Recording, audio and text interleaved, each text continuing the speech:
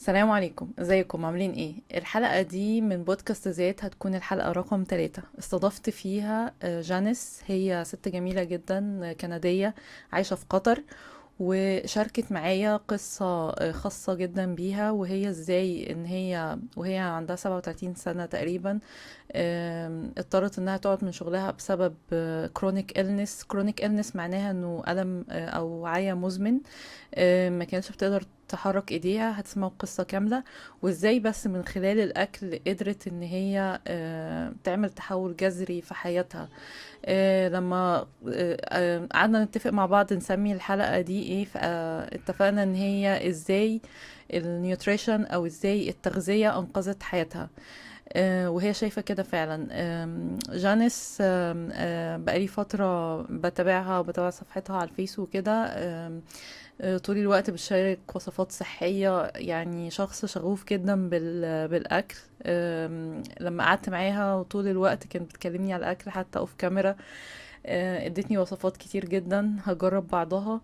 ف يعني انا بشكل شخصي بشوف ان اكتر حاجة بستفيدها من المقابلة الناس دي هي ازاي هم لقيوا حاجة في حياتهم حبوها ولقيوا نفسهم فيها، وكانت هي الدافع ليهم ان هم يكملوا ويعرفوا يتجاوزوا بيها اي حاجات تانية في حياتهم.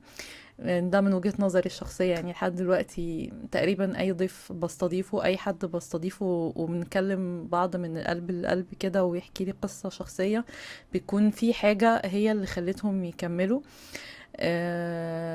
سواء الأولاد، سواء التغذية، سواء إنه الواحد يلاقي مهنة أو وظيفة بيحبها ويكمل فيها. يا رب الحلقة دي تعجبكم. الحلقة دي هتكون بالإنجليزي. ان شاء الله هحاول انزل مقاطع منها مترجمة. لو تقدروا، لو انتوا حابين تقدروا تفعلوا السبتايتلز في اثناء الحلقة.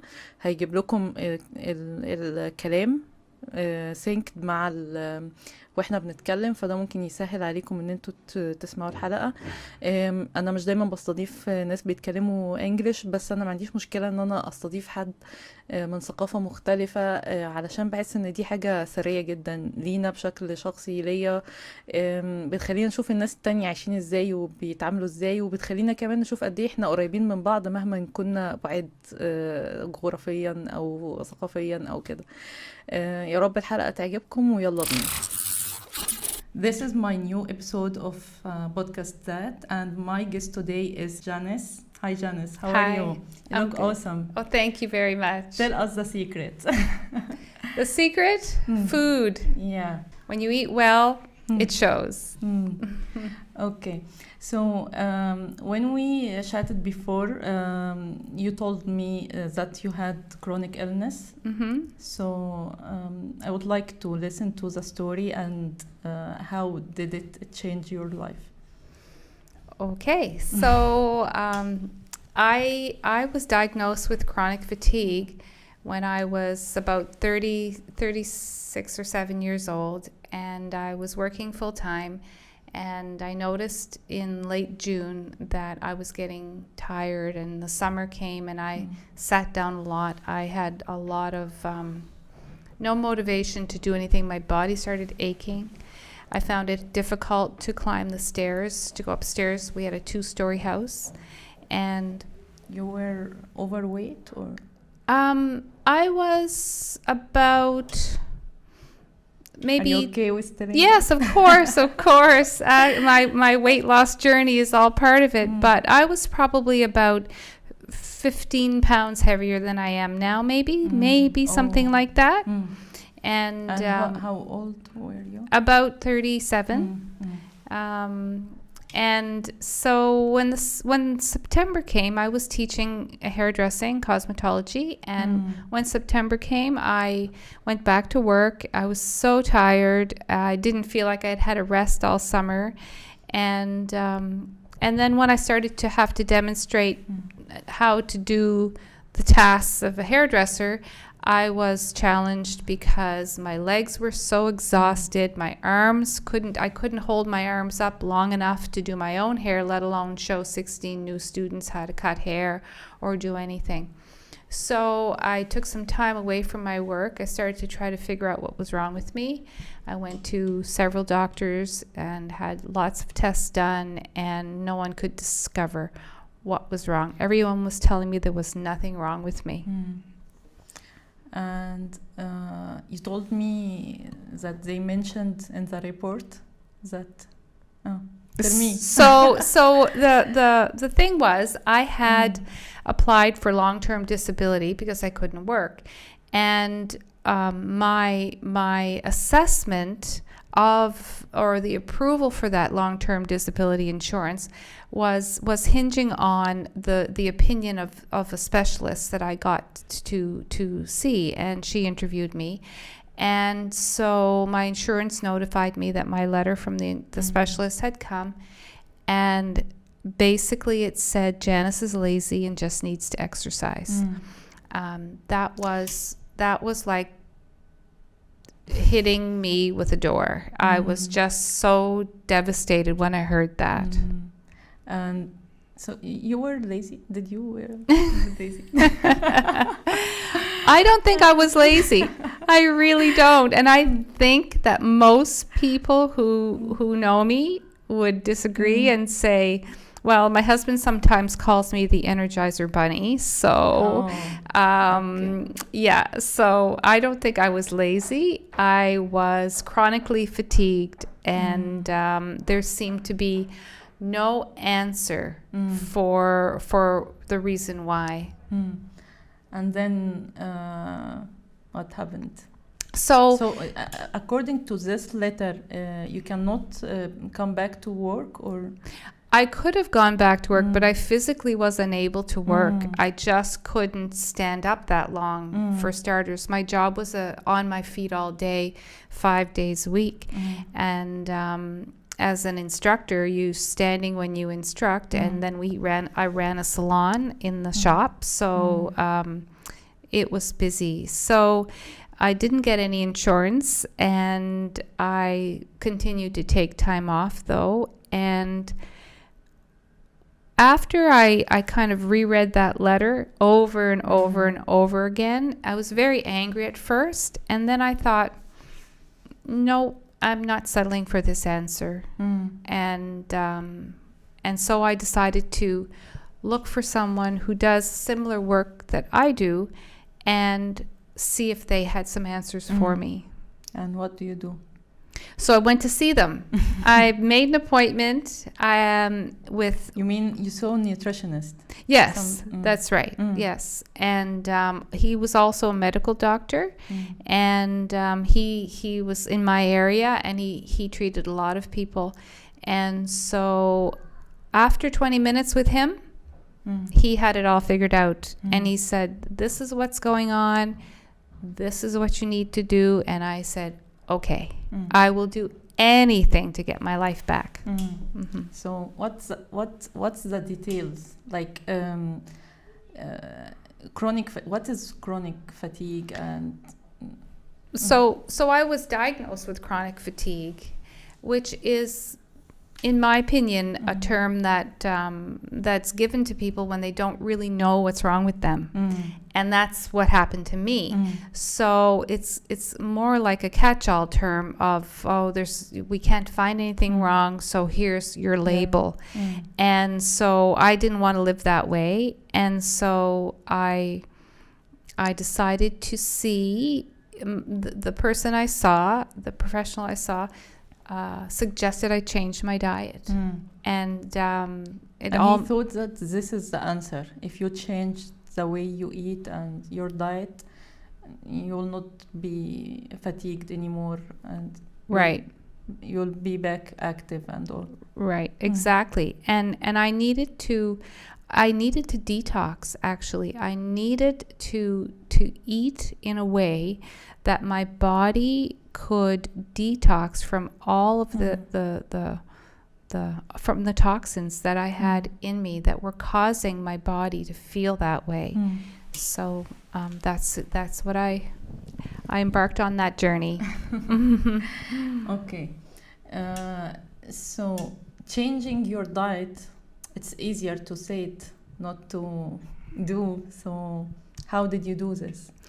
So it wasn't very easy. I always had an interest in health, and I had read some books, and I had been doing a few things because I was looking to lose weight. I had been to some weight loss programs throughout the years. I wasn't so overweight, but it was for me, and it was uncomfortable.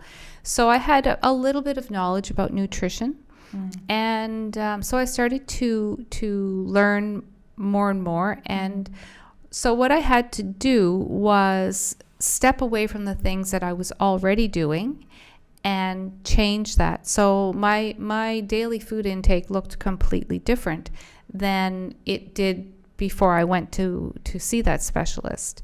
And with that, my body started to detox. And over some time, my energy came back. So have you done it like cold turkey? You took the decision and you just... I did it cold turkey. Absolutely. I took the advice. I put it together in my head. I made a list of do's and don'ts, I guess we can call it, or increase this and decrease that. And I did my first detox for 6 months, and I committed to it for 6 months. So that was the way I started.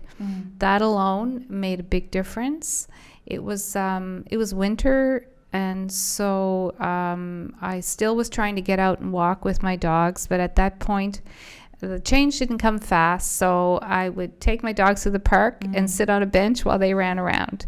I didn't have the energy to walk with them very much, and I wasn't working. So for how long is that? You changed already, but you were still not able to. No, it took quite a while. It probably took 8 months or so to get. To kind of build up enough, feel good enough to start to think that there was change was going to come and it was all going to be better. And during these 8 months, what kept you motivated to keep going? Because you don't feel there is a result, so why did you, like, food is good, yeah.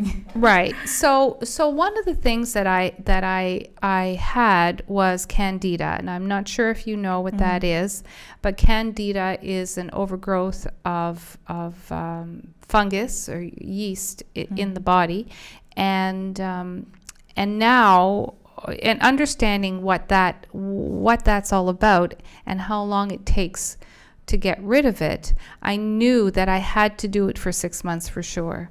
And a week of eating this way wasn't going to give me results because it didn't happen in a week. It happened over time.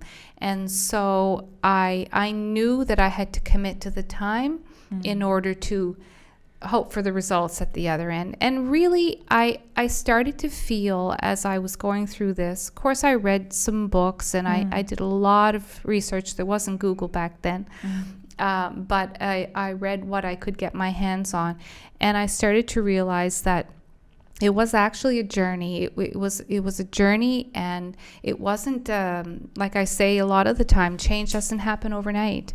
And I knew it wouldn't, but I knew if I stuck with it, change would come eventually. I didn't know when that would be, but I knew it would come eventually. Yeah. Okay, so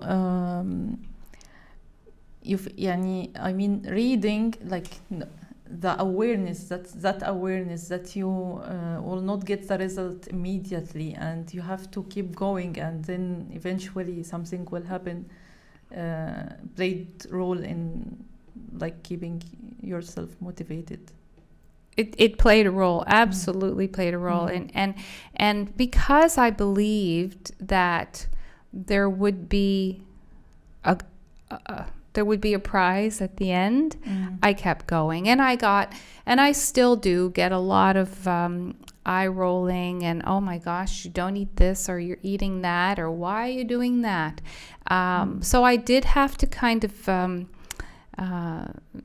cope with that, manage that, and it's a little easier today because there's so many people taking a direction to change their own health or the outcome of their future with their health. Now. Yes, it's trendy, and that's great. I love to see that. But back when I was doing it, I remember people saying, "You eat weird," you know, and I thought, "Yep, I do. I like the food I make, and I'm doing it because I want to feel well." Yeah.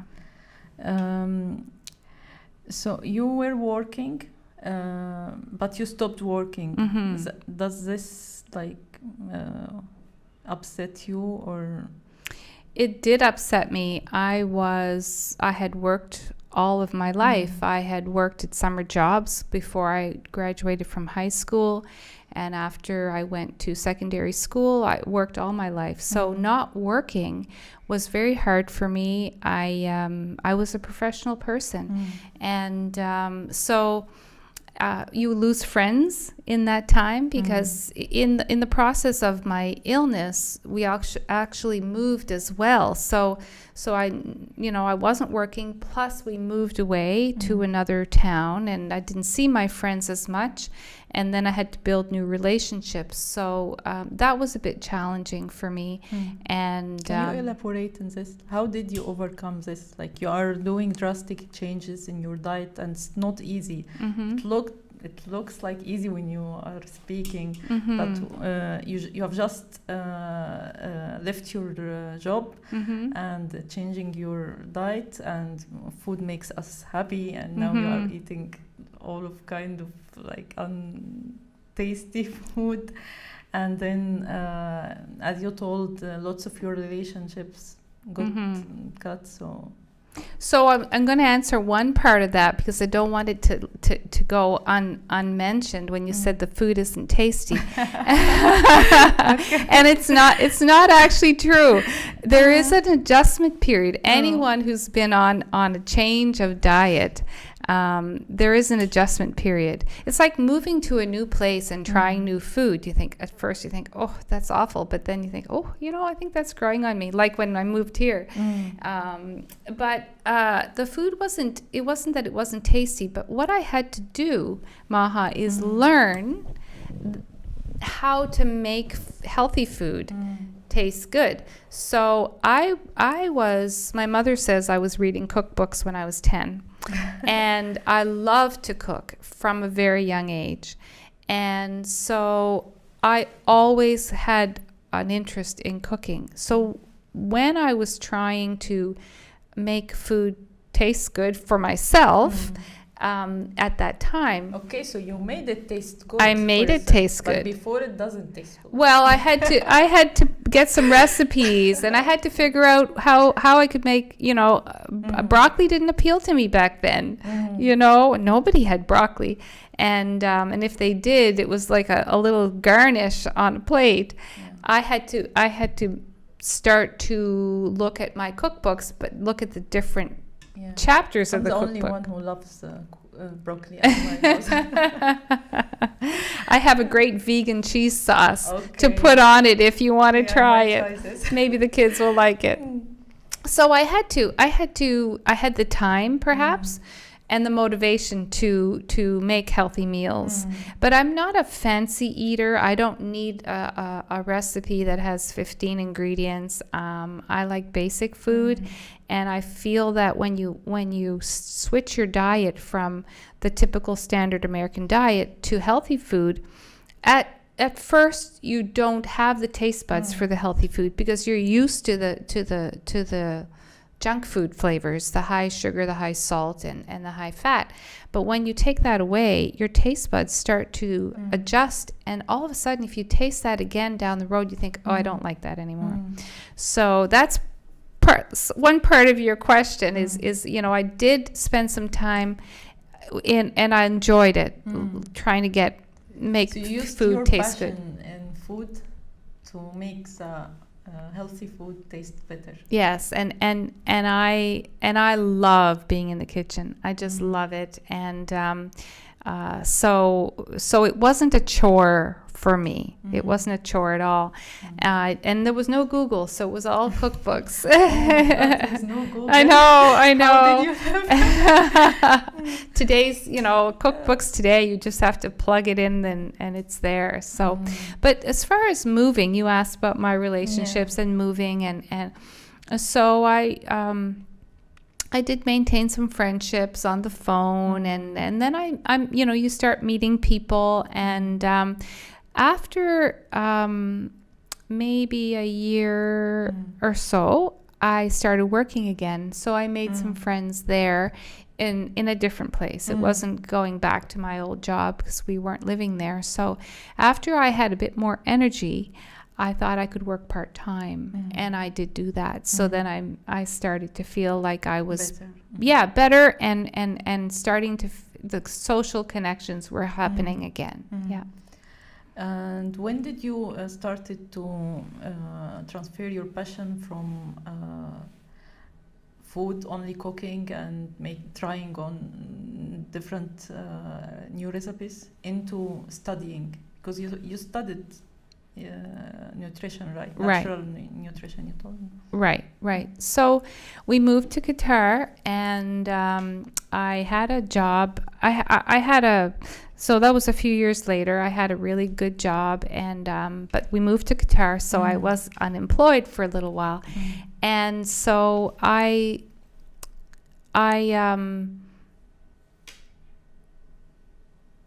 guess what happened was my health interest just grew and grew and grew, and I started to just be really, really passionate about learning and anything that was coming along that was new, and of course then we could use the internet some. So I started kind of being I was getting people asking me questions. What do you think about this, or what about that, or what do you know about this, health related things. So it seemed as though, and I started working in Qatar, and but it wasn't something I was passionate about. I had a great job though in an office, and it was wonderful. And so I started to think, maybe I should take a course on nutrition. And my husband said it sounded like a good idea. He actually, I think, was the one who said, maybe you should do that. So I thought, I guess I could be a student again. And that's what I decided to do. I decided to enroll in a program from a Canadian school and get a diploma in natural nutrition. So it was online, right? I did it online. I could have done it in a classroom setting, but I didn't want to go back to Canada for it. I was enjoying the heat of Doha, so I did it online. That's so weird to say. I love the heat here. Love it. Okay. So that's interesting, because many ladies sometimes they don't think of all the opportunities that they can have just by having a PC at home. So that's why it was interesting. It was online, and you followed what you loved. And was it like a harsh move from your previous job to this job? Or? It was very hard to do. It was really hard to I knew that I wouldn't be able to put to go into it wholeheartedly if I didn't quit my job, because I needed to study. It was comfort zone. So. Yes, and I wanted to do well. If I was going to take this course, I was taking it to be to work at it. And so I had to make the decision to quit my job, and that was very, very hard for me to do, because the job was good and I really miss the people there. I see them regularly, but that was really tough for me to do. Yeah. Okay, again, I'll ask you, did you think through this, or you took that it was hard decision, or you You planned it. I had to think a lot. I had to think before I and I guess, you know, that one thing that makes you decide for sure is putting the money in. And so I had to think about it.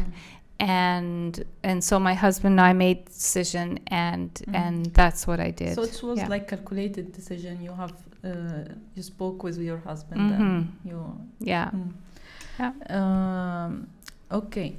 So since I have my special nutritionist here, I want to ask you, because I just hit my January goal. I told you before. Yes, you're keeping it a secret. Yes, I'm keeping it a secret. And in January, I decided to commit to intermittent fasting. Oh, yes. For 2 weeks. Yes. And my plan was to lose 5 kgs only. But it went amazing, and now I lost like 8 kgs. You told me before that it's not good, that the harsh weight loss, it is not good. Better to make changes that we can keep going with it. But anyways, that motivated me. I'm very happy. Good. How to keep going and how to lose more weight. You're asking me how to keep going and how to lose more weight. Yeah, how to maintain my weight. Okay. And how to still keep losing weight also. Okay. So intermittent fasting aside, although I guess in order to answer your question, I would have to know exactly what you were eating and when you were eating it, I guess. Okay. So first I started to eat like 3 dates in the morning with my coffee. I love my coffee. It was like full milk, regular Nescafe, you know. And then at around 5, sometimes it was like not literally intermittent fasting. It was like having this small breakfast, and then I eat protein and fruit. Protein, fruit, and vegetables. That's it. So I kept going like this for 2 weeks. But now I eat breakfast because sometimes I feel dizzy. I feel like I need carbs. So sometimes I eat sandwich and all. But for 2 weeks, only like 3 dates, coffee and vegetable and protein. Yeah. So when your question is how to keep losing, how to maintain what you've lost and keep losing weight until I reach my next weight goal. Yeah. So are you still losing a little?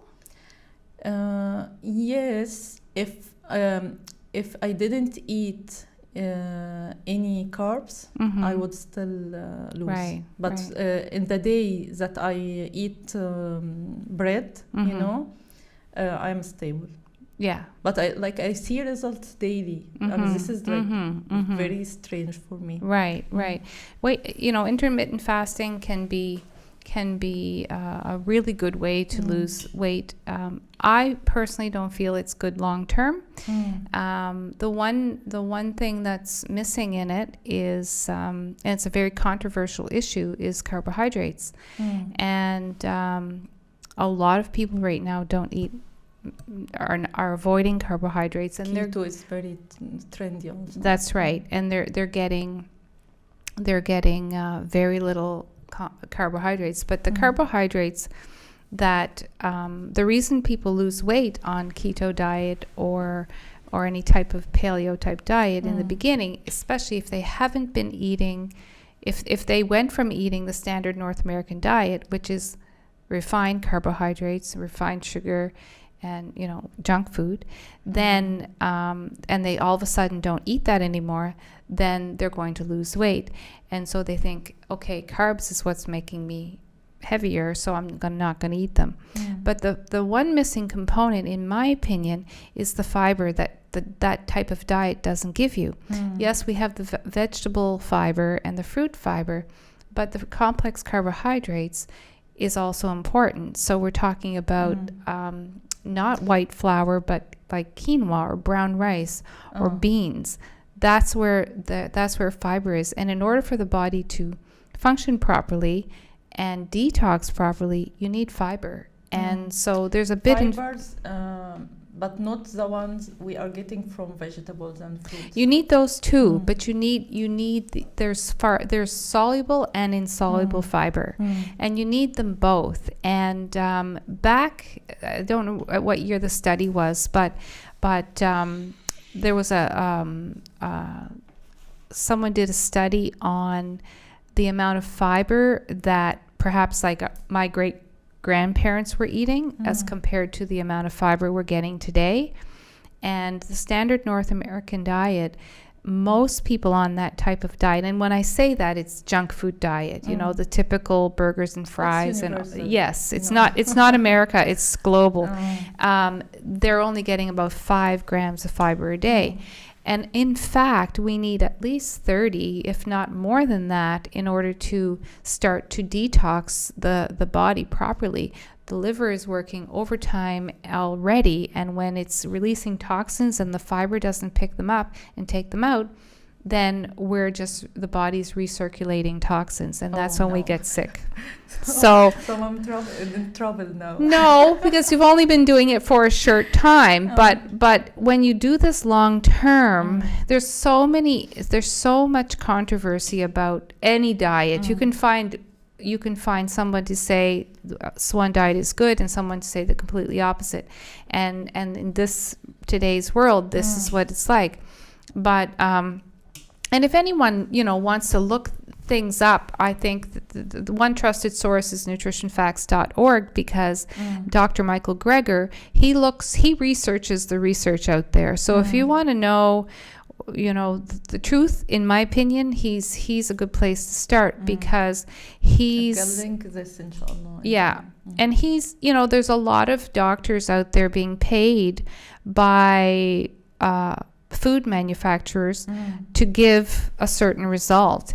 And so when you hear on TV or Facebook or wherever you're watching, red wine is good for you, drink more. Well, who paid for that? And it's the same with food in general. So it's in everything, also even in medicine. I have a background in medicine, and yeah, I'm sure. So we have to be our own researchers when it comes to that. Yeah. In everything. Yeah. So what I'm hearing that you recommend me to start introducing carbs again, but good carbs. The right ones. What? So quinoa, brown rice, lentils, chickpeas. Oh my God, taste. Doesn't taste good? No, I don't like at all. Well, if you're, some people just won't eat certain things. But what I recommend is cooking it in a broth. I would use a veggie broth, whatever type of broth you want. The seasonings are the important things, because it's the seasonings. And when I mentioned broth? Oh, okay. Like a vegetable broth or a chicken broth or whatever it is, if you're not, the taste will be good. And instead of water, and fresh herbs or dried herbs or whatever seasonings that you typically would use. But then that doesn't mean that you're going to like that. You might go with something else. We've got the bread. I like to eat sandwiches. No avocado toast, amazing, and cheese and all. That's a problem. Bread is a problem. Okay. Yeah. I can give you a recipe for a healthy bread. Okay. And then maybe when you lose weight like you did for those first 2 weeks. Oh my God. Okay. Yes. But what happened in those first 2 weeks is you didn't eat the things you normally would. So you thought, for 2 weeks I'm going to do this. So the reason people go on a diet and they are so happy they lost weight, and all of a sudden they think, I feel I've lost weight, I can eat that, and they go right back to what they used to do. So the trick is to develop new healthy habits. So if you love bread and you eat it 3 times a day, but you didn't eat it at all when you were losing weight, then maybe, my weight will come back. Yes. So maybe you need to think about how much bread can I have and still reach my goals. So maybe for you, I don't have the answer. Maybe it's once a day for you, or maybe it's once a week, or maybe it's once a month. It depends on your goals. Yeah. The same with coffee. If you're trying to quit coffee, what do you think of coffee? I drink coffee. Coffee Every day, or I do drink it in the morning. I drink organic only with rice milk. okay. And I don't recommend, I recommend organic coffee to everyone, because coffee is one of the most heavily sprayed crops on the planet, full of pesticides and chemicals. So if you're going to go with caffeine, You make it at make it home. organic. I do. I buy beans and I grind them. Yeah. Yeah. Coffee and tea, go organic for sure. Yeah. So you spoke about the different kinds of diets. So you don't recommend like keto, paleo, or anything? You know, I think it really does depend on your goals, and so it's customized. It's customized. I feel everyone, depending on what the goals are, I feel that everyone can benefit from something a little different. It's not, you know, if you can't just go with one diet for everyone. We all have our unique, we're unique, first of all. We have unique challenges. Maybe some of us have nutrient deficiencies that we need to focus on. Maybe we need to gain or lose weight. We have to eat according to what, if we have Crohn's, or we have migraines, or we have IBS, we need to eat according to that. Yeah. So what about exercise? Do you think it plays like big role in health in general, weight loss? Because I haven't actually, to be honest, exercised at all during the intermittent fasting. Didn't have the energy. But sorry, somebody opens the door. But I still lost weight. So you didn't feel energetic through your 2 weeks? No. No, actually I was very active. I'm active. I go out, do lots of stuff in my day. So, but does it count it as exercise? So you're talking about going to the gym and that kind of thing. Yeah. Well, everyone is different. So your question was, how do I feel about exercise in health, right?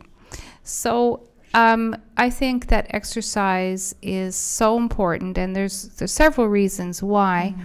One is because it does help. It does help with weight loss to a certain degree, not very much. And someone who doesn't exercise at all and is starting a weight loss program, and they do a little bit of walking, they're going to notice, you know, it's going to enhance what they're already doing. But we can't exercise ourselves thin, and that's somebody quoted that. But the one thing that exercise does, it's not nature's antidepressant, and exercise is so underused as a health as a medicine almost, because when we exercise, we see the world differently. That's true. We do. It gives us a boost. It gets our endorphins going. It motivates us. It allows us to process stress, and it's I highly recommend that people are active. Go walking, go whatever it might be that you're doing, and do it regularly and commit to it. I read a book. It's the name will come to me. Younger Next Year. I love that book. And there's Younger Next Year was, you know, how to stay how to stay young and fit and well, no matter how old you are. But one of the things, there was 2 writers, and one of them said, when you're not working, and they were talking about retirement, but when you don't go to work, when you go to work every day, you usually go, you're committed. You don't miss work unless you're sick or there's a crisis. And when you're not working, you should treat exercise the same way. You should make exercise every day your number one priority and fit it in. Don't make it an afterthought. So, for me, I'm training for my 3rd triathlon and the Ride of Champions right now. So my training partner and I have a program, and I've got it penciled in, and I commit to that. Whatever we're doing. So what's your routine? Well, this morning, you feel comfortable to? Yeah, of course. We're swimming and we're biking and we're running. So this morning, on Fridays we cycled, and today we went 64 kilometers, which is a big 65. That's great for us. Where do you cycle? Corniche or? Just past the Marriott, there's the new Marriott. The old Marriott. There on the way to the airport. There's a bike path. And it goes all the way to Barwa Village. Okay. And there's a lot of cyclists on there on Friday morning. When do you go? Because the sun, even in the winter, the sun would still be very hot. Sometimes. Oh, I love the heat. It's cold. I usually have 2 layers on. What is the tan? Yeah, no, I don't tan much. But so yeah, we headed out. We head out today we met at 7:00, and So as the weather gets a little hotter, we'll probably go a little earlier. But today was quite nice, actually. Yeah. And tomorrow, you asked about my routine. So tomorrow we're swimming at 6 in the morning, and then we're running. So 6 a.m. Yes, yeah. That's for how long? The swim. I'll probably do a kilometer. My training partner's a stronger swimmer, so she'll get more. She'll do more than me. Yeah. Okay. 1 kilometer, fantastic. Yeah. So exercise helps, of course, makes you feel better, builds muscle strength, helps with flexibility, makes you happy, and makes you happy. Absolutely, absolutely. Yeah. Okay. So, but regularly, this is regular for you. You do this weekly. This is for training, right? But usually, how would you exercise?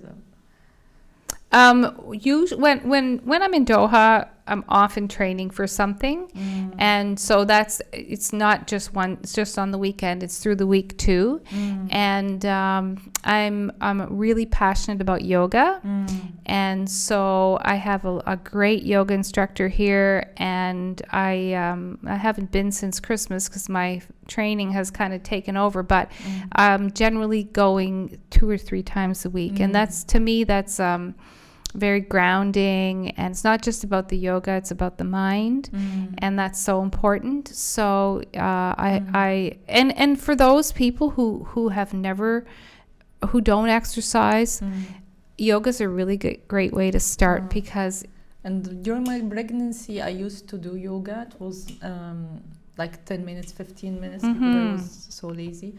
I get so sick in my pregnancy, so it's not lazy, it's not fair. No. I get so sick. So yoga was amazing for me at home by myself. I don't quit exercise, but I'm not regular at it. But inshallah, this year I'm planning to make it regular. So that's why I'm asking you so much questions about exercise. They say set a goal and work backwards. And I find setting a goal, let's say you wanted to do the next Doha, there's a Doha, I don't know if it's called marathon. It doesn't have to be a marathon. It can be 5K. It can be walking 5K. Whatever it is. If you set a goal like that and you say, next year at this time I'm doing the Urdu marathon, let's say. So then you have a goal. Then you have to put that plan into action. My weight loss. Right. And then my next goal for health would be exercise, inshallah. Yeah. Okay. So living here, you mentioned you love heat of Qatar and all. Yeah. How does living in Qatar changed you? Do you Oh, feel- wow. We don't, this room is only booked for so long. I can't even begin to tell you how wonderful it has been. I think the biggest change for me, and someone who's into... It's like the opposite in Canada. Well, the weather's... The weather is completely opposite, and I know that I was born to live in the heat. I know that. I know that. It's just fantastic. Everyone's just dying in August, and I'm so happy. It's so warm. I cannot believe you. Yeah. Anyway, but the biggest thing for me, given my passion for food and cooking, has been to talk to people from everywhere in the world and learn about food and try food. And I have a friend who's from India, and I've been picking her everywhere. Like the kitchen. It's wonderful. Crazy, yeah. So I like to try new food, and I love to talk to people. The most exciting thing about Doha is every single day I get to talk to people from anywhere in the world, and I love it. Yeah. So here you from Canada, me from Egypt, and we are sitting here together. Yeah, at the library. Okay, so what's your favorite recipes right now? Favorite recipe? Yes, I have a recipe that has changed my life. So simple, because I was... You'll probably like it because you said you love your bread. Okay. So I'm a sandwich person. I love bread. And some bread can be healthy. I'm not saying that. But the bread I love is the white refined bread with lots of butter on it. So that was always my struggle, to have that type of sandwich.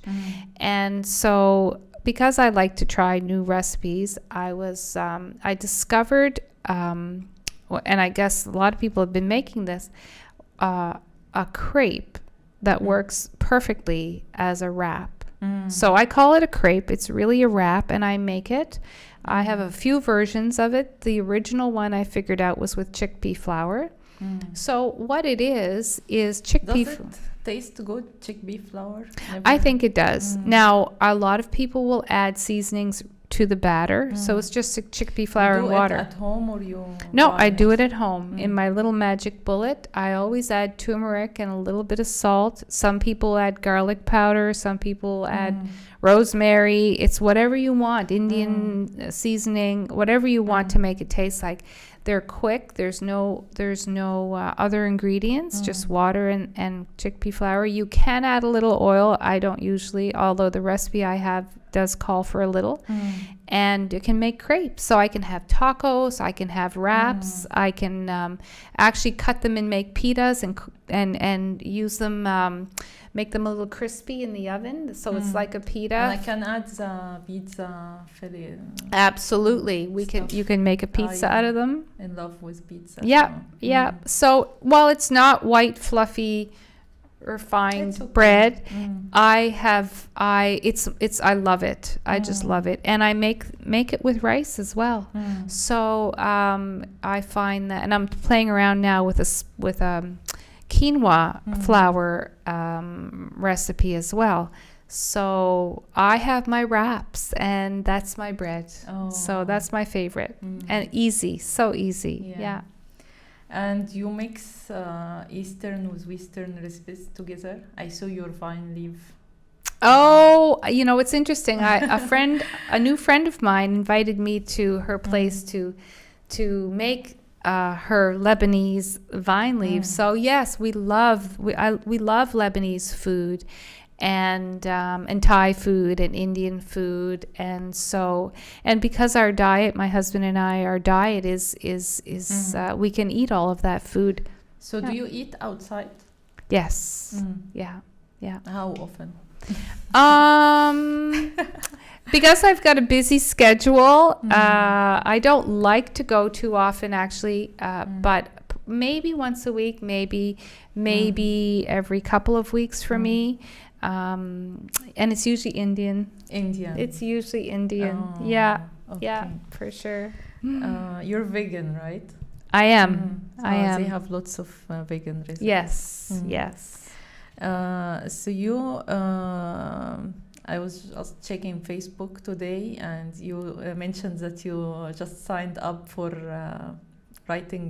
book writing course. I right? did. Oh, yes. Okay, congratulations. Thank you. And what's your plan? Do you have what are the stuff you want to write about?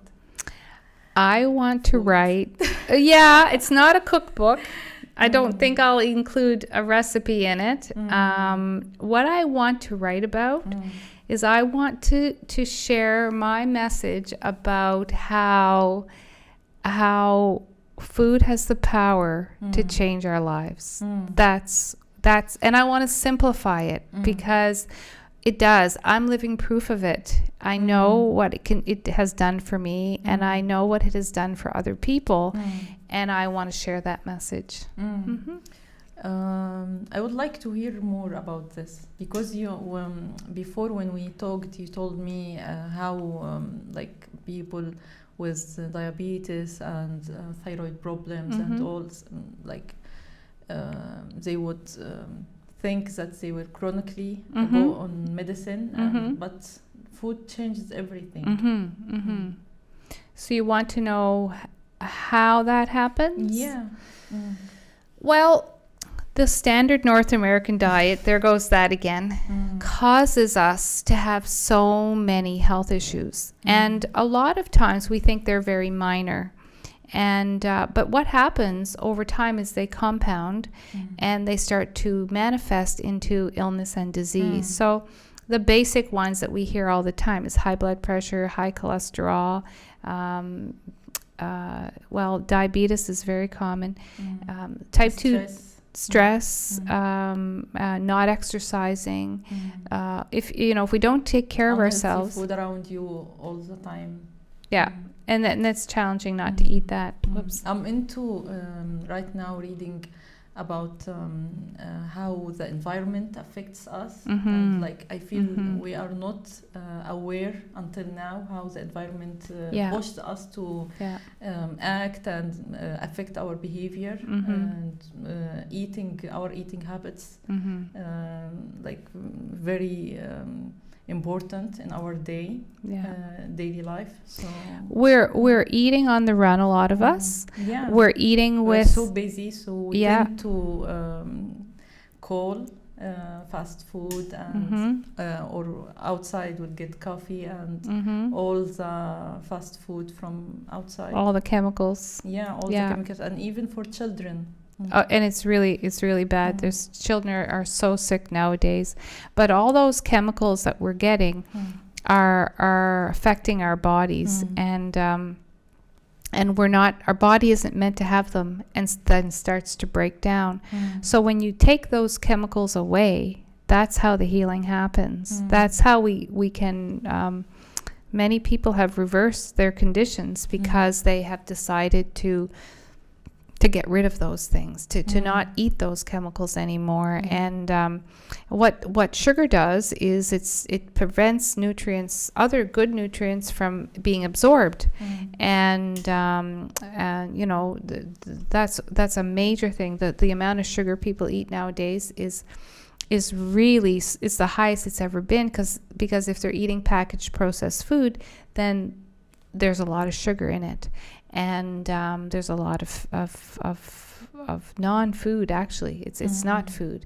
So it's not food. It's not That's food. True. Yeah, it's denatured.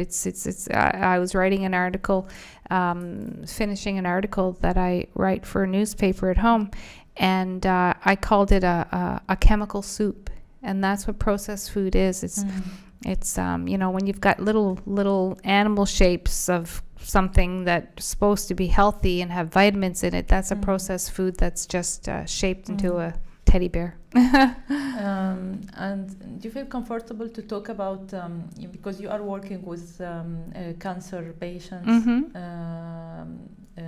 along with their medication, you adjust with them their diet and all, right? So do you want to share anything about this? Working with cancer patients? Yeah. Working with cancer patients is something that's very close to my heart because both my parents died of cancer. And so working with cancer patients, first of all, educating them on the value of food in healing and depending on where they are in their journey. And also making them understand that there's a lot more involved in healing from cancer than just changing our diet. It's a mind shift too, because there's a big correlation between stress and trauma and upbringing and how we perceive things, the emotions that we have, anger, resentment, they can all manifest into cancer. So in order to heal from cancer or become, to never hear those words, or to hear the words, you don't have cancer anymore, then I like to take the approach of giving the client a well-rounded package of information that they can start to look into, not just the food. So it's again about the mindset and absolutely awareness and the information. So it's not, you are not like targeting the behavior itself. You are targeting the way they think, and some people are aware of that. So then they can. I'm not a psychologist or a psychiatrist, but that might be something someone might want to seek out to help them through whatever the stress is in their lives, or where that trauma or those emotions come from, and to resolve them, because a lot of times we don't have, our issues are not resolved, and then they manifest into illness and disease, and this is being looked at more and more now, and there's more studies coming out. So that's one component. Some are aware, some are not. So for me and the training I have is to gently try to give that information, and it could be that someone could be very aware and we wouldn't even talk about it because they would say, I'm already working on that, and help me with my diet. But some people say, I've got the diet down pat, what else is it there that I can do to help myself? So I'm working together with whatever their program is with their doctor, and whether they're having treatment or not, and what's going to happen after, and maybe doing detox. But it all has to go in according to what the client is willing to do, is ready to do, and where they're at, because it is such an individual case. It's not a one-size-fits-all approach at all. Health is not. Everything is not. Like there is no customized advice for. I mean, there is no one advice for all. No. It's really very individual. Yes. Yeah. So thank you, Janice, for sharing all this, and thank you for coming here. I appreciate this. You're so welcome. Thank you. I was really, really pleased when you asked me to do this with you, and I want to thank you. I hope I answered your questions. Thank you. Thank you very much. Bye. Thank you. Bye-bye. Bye.